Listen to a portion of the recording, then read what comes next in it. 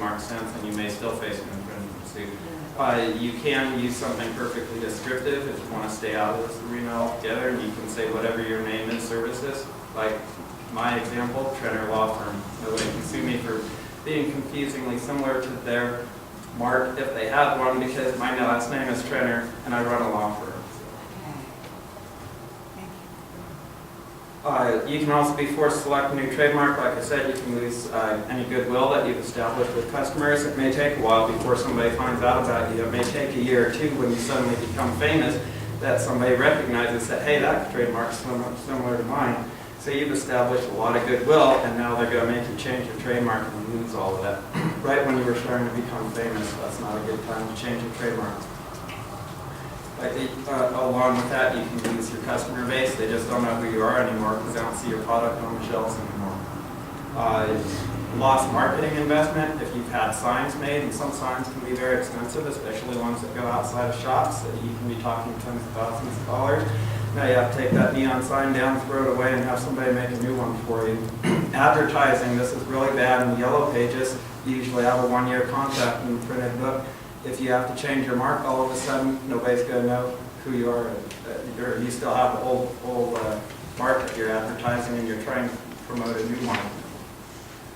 Business card is pretty minor, but still, you got to get all new business cards. Any brochures you have printed out. If you got a great deal on staff, 10,000 brochures to mail out, guess what? Go take them down to the recycle because they're not good anymore. So the $1,600, $1,500 upfront investment is worthwhile. So I also said that you want to use your trademark properly. You can use the TM or the SM symbol on it if you're using it in the trademark sense. You don't have to register it to use the TM. TM is your trademark for products or goods. SM for service mark if you're offering services. You want to use it consistently. Use your mark consistently. Don't use spelling variation like the tricks. Spell it CKS one time and with Max another time. Use it the same every time. Consistency in any branding campaign is important. It's also important to identify your trademark and maintain rights in your trademark. Use your mark distinctively. Set it apart in all caps. If you're going to say XYZ is your trademark, put it in all caps, and then you can put under it dry cleaning services or whatever in lower caps. That way it stands out. This is my brand. These are the services I offer. Use it alone or set it apart. Again, you just need to be distinctive. You need to be consistent. You need to get your marketing message across. You need to get your trademark apart from any of the other fluff that's on there. Use it as an adjective. In other words, Xerox copiers don't just go around saying Xerox. If you do that, you run the risk of it just becoming a generic term. And then you could actually lose rights in your trademark. Don't use the encircle R until you have a registration. And just filing a trademark registration does not count. It has to be examined by the Federal Trademark Office and allowed to register as a mark. And actually, you have to have a registration certificate before you can put the encircle R on there. If you apply for a state trademark and you get a state trademark, you cannot use the encircle R. That's strictly for federal trademark designation. Like I said, you don't want to use variations. Don't put hyphens in sometimes. Leave them out other times. Push it all together. Put a space in other times. Be consistent. Don't change the spelling. Don't use it as a noun or a verb. I'll say, go use the Xerox.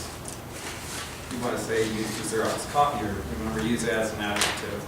You don't say, don't use it as a verb. Go Xerox this page. Say, copy this page using the Xerox copier. That way, you just make your mark distinct. And don't use it in the plural. Don't say Xeroxes. It's Xerox. But everyone does that.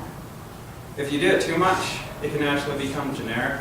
If you start using it all different ways all the time, you don't really have a clear defined trademark anymore. It's going to be hard to enforce your right.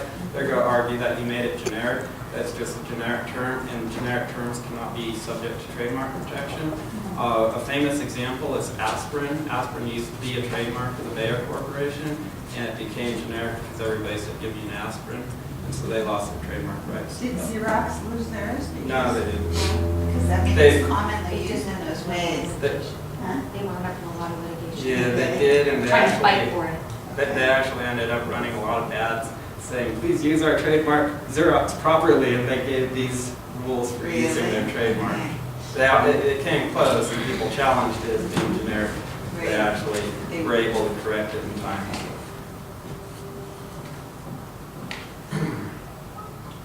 And then you want to protect your own trademark. We talked about other people having their trademark and coming after you for infringing their trademark. Well, you also have a trademark, and it's a valuable right, it's a valuable property right for your business, and so you want to make sure that you take measures to protect it.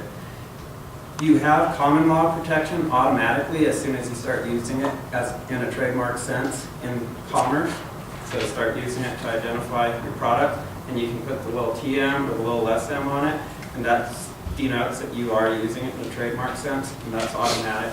You can take the next step and apply for state trademark registration. That's usually pretty inexpensive and pretty easy to do. Usually they aren't examined other than to make sure, at least in the state of Colorado, they make sure that there's not another identical mark. As long as it's a little bit different, they'll register it. It doesn't necessarily mean it's a good mark if it's that close to somebody else's, but they will register it for you. I have a question. How do you get that in the circle? Like, is there a special font package that you have to buy? No, it's the federal registration. So when you apply for a federal trademark registration, the U.S. Trademark Office examines it. They allow it to register. Then go through an opposition period, and if nobody opposes it, the Trademark Office will issue a registration certificate. I guess I'm asking the wrong question. If I want to make business cards using the common law trademark protection, and I want to put the SM. Yeah, just SM, type SM. Oh, because when I look at my keyboard, I don't see. Just S and M, and then you can superscript. Oh, okay. I thought it had to be in the circle. No, the encircled R you cannot use until you get the federal registration. Oh, but the SM doesn't have to be in the circle. No, just make it superscript. If you want to make, if you do get that registration certificate and want to make encircled R on Word, at least Microsoft Word, if you do an open print, open parentheses R, close, it automatically makes it into one. Otherwise, you can look in the symbols.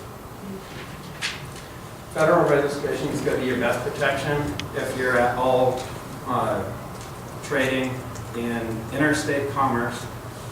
I can attest for that.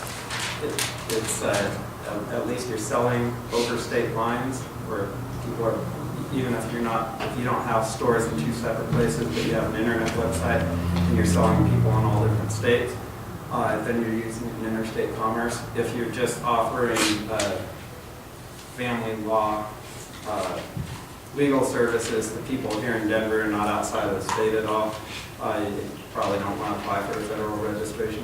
But if you're at all in other states, you want to consider federal registration. It's most expensive. The application fee is between $275 and $325, depending on how you do it. And then you should work with a trademark attorney to do that. You can do it on your own. Just be aware that you can make mistakes that may not be correctable. So you may lose important rights. So, 2,000, including the attorney and the registration, basically, No, $275 is the registration fee. but plus the attorney. Yeah, so a lot of attorneys will do a flat fee. Right now, I'll do one for $500. For your common law trademark protection, do you have any suggestions on how to document when you've started using that? So that's the first time you take out an ad or make up a brochure and you put it out, put a copy in your IP portfolio file, which we'll talk about. You should maintain for all different types of IP that you have. And every time you use it, keep copies of that so you can establish, I've been using this in a trademark sense in interstate commerce, and here's one ad I did, here's another ad I did, here's another ad I did. If you've got it on your website, print out your website, and they'll put the date on there and put it in your file. So document it.